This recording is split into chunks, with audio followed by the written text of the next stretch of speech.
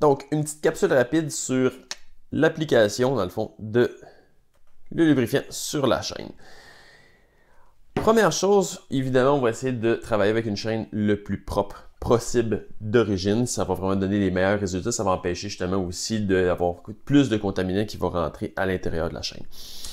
Donc, quand on va prendre un lubrifiant, comme je l'ai dit, surtout si c'est un lubrifiant sec, on va vraiment prendre le temps de le secouer au maximum pour vraiment, parce qu'étant donné que c'est un lubrifiant qui va être justement, qui ne sera pas homogène, qui va être hétérogène, ça va être vraiment pour avoir tous les additifs, de les mélanger pour en avoir sur la chaîne, pour pas avoir juste du liquide de transport, mais aussi avoir, comme dans ce cas-là, la cire dessus.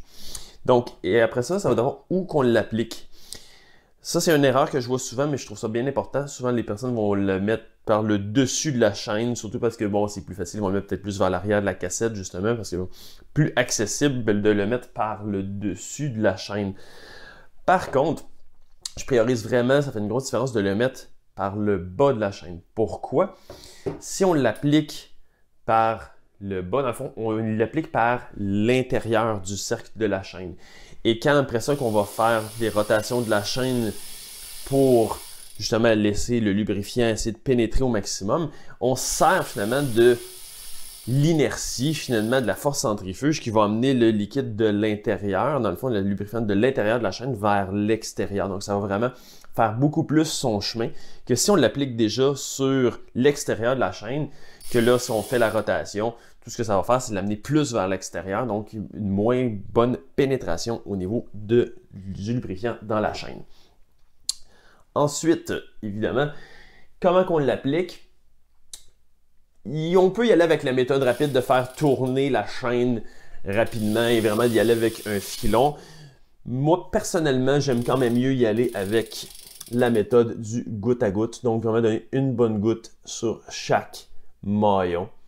Pourquoi? Parce que vraiment, on va être capable d'avoir une meilleure pénétration, on va avoir une meilleure uniformité au niveau du lubrifiant. Si on veut y aller, puis aussi on va avoir moins de pertes. Si on y va vraiment rapidement comme ça, il faut quand même y aller. On va voir qu'il va y avoir un peu plus de pertes.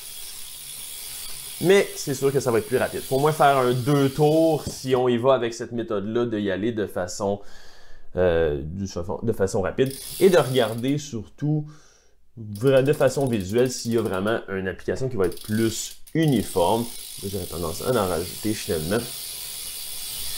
Et justement, on va le faire tourner plusieurs coups. Souvent aussi d'y aller avec les doigts, ça peut être une bonne chose pour vraiment aider à ce que le liquide va pénétrer à l'intérieur. Donc, et là, on regarde, on fait vraiment une inspection visuelle de voir si tout l'intérieur des maillons est le mieux lubrifié possible. Et une fois qu'on a terminé, justement, on peut juste prendre un linge et essuyer l'excédent.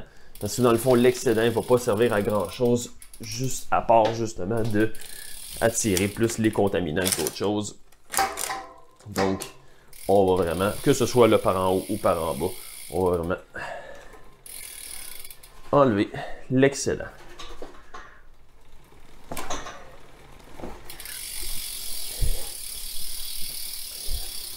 Et voilà. Fait que c'est tout pour l'application, mais évidemment, si on se rappelle, par la suite, justement, il faut vraiment le laisser sécher. Si on a utilisé un lubrifiant pour condition, justement un lubrifiant sec comme ça, qui va être à la base de cire. Si on a un lubrifiant qui va être plus, justement, à base d'huile, comme celui-là, évidemment, comme on le sait, on peut partir directement tout de suite après l'application.